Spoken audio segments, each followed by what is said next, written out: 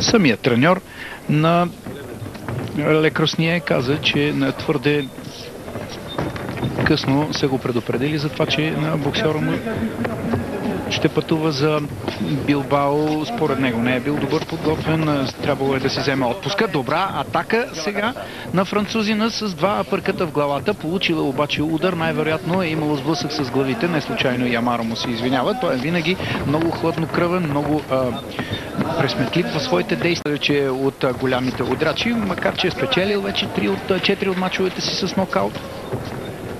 Той е и по-висок и разбира се, това предимство не може Амаро да не го използва. Малко типично за аматьорите у него все още останало това, когато има намеса на съдята, той да изчака да чуе каква ще бъде забележката, сваляйки ръцете, което не е съвсем прието при професионалистите, там където на виделица може да получиш и удар. Добри два леви прави сега на французина. Личи си, че нашия боксер Амаро предпочита боя от дистанция. При това с тази добра негова координация, това добро придвижване с краката. Да, виждаме, че отдалече използва своите удари, дори и апъркатите са с малко по-протегната ръка. Не 45 градуса в лакета, когато се предполага, че този удар може да бъде и малко по-силен, но затова пък това също според мен е и наследство от аматьорите, там където не е толкова важен силният удар, а по-скоро да има точка.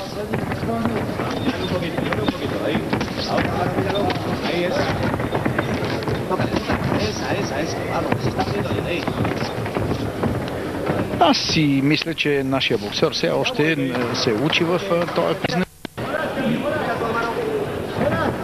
От 2003 година, но имаше и известна пауза в неговите професионални изяви. Добър рунд за нашия боксер Амаро.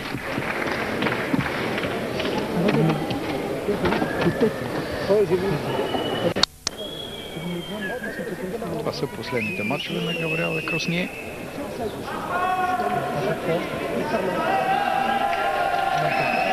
Последните 3 матча, 2 победи и един равен матч за французина.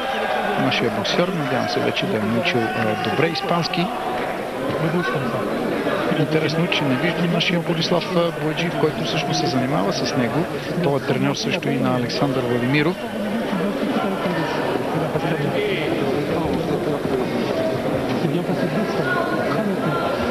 Но изглежда, че Сория, фамилията испански менажери, бих казал водещи сега в тази страна, разчитат много на нашия Амаро и разбира се с неговите 13 победи.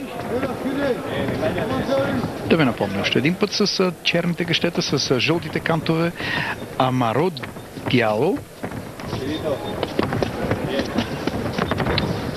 Липсва резкия удар при този ляв апъркът в тялото. Иначе съвсем добра изпълнена комбинация.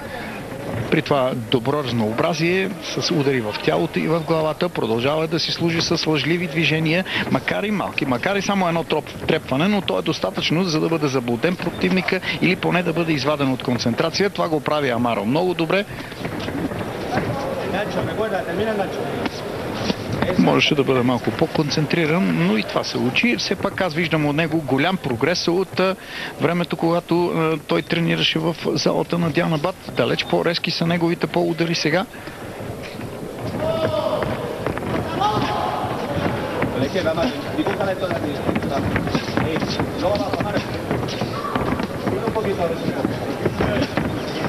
Наистина жалко, че Амаро не се боксира от името на Българската федерация. Той има испански лиценз, но това е от времето, когато още Българската федерация не беше така стабилна.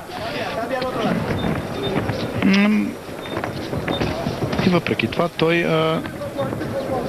все още навсякъде заявява, че се бие за България. Не само това, но ако си спомните предишния матч на Амаро, той накрая, след като бе обявено официално неговата победа, заедно с Борислав Бояджиев, размахаха знамето You are not alone, или Вие не сте сами, в връзка с смъртната присъда на нашите медицински сестри в Либия, което му прави чест. Не може да се каже, че са съвсем слаби и за подценяване на ударите на французина. Има доста разкъсе. За слава Богу, обаче нашия боксер е добре прикрит, както всъщност всички наши боксери. Те винаги са отличавали с добра защита. Това, което им е липсва, е агресивния стил. Това трябва да си го признаем. Ако искам да напредваме, ако искаме да вървиме в крак с модата в професионалния бокс, не случайно и Александър Владимиров е именно такъв агресивен боксер, който притиска своите съперници с 3-4 резки удари. Много динамика има и в неговите движения. Добра атака сега на французина.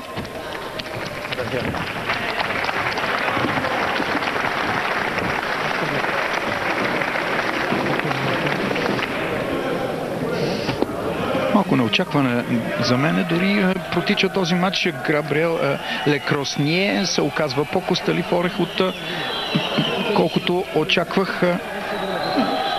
Може да се каже, че той се отличава и с добра защита, иначе някои от ударите на Амара биха имали съответния ефект, но повечето от тях попадат в лактите, особено аперкатите.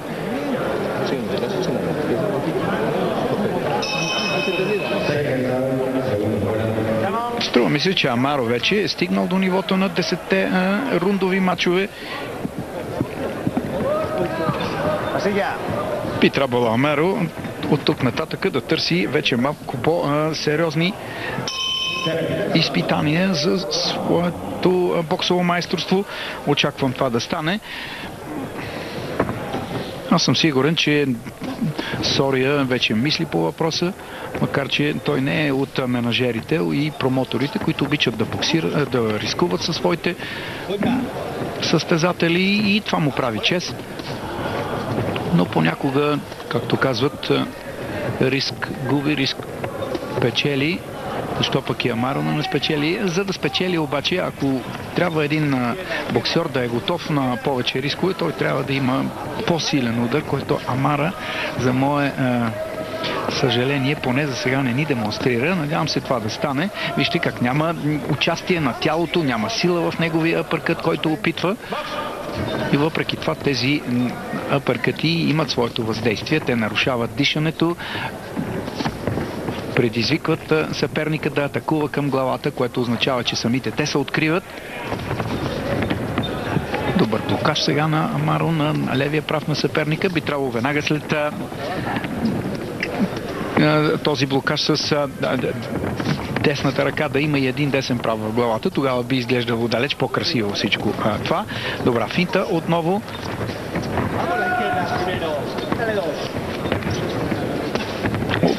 Съвсем контролира вече ситуацията Амара. Личи си неговото майсторство. Трябва да ви кажа, че изпитвам истинска гордост с този младеж, който има чудесна координация. Не случайно ви казах, че е възпитаник на Ямболската школа. Ето сега този удар, този апъркът можеше да бъде малко по-силен, да отръпна се назад. Може да се каже, че до сега всъщност Амаро не е получил тежък удар в главата. Вече сме в третия рунд и то една минута до неговия край.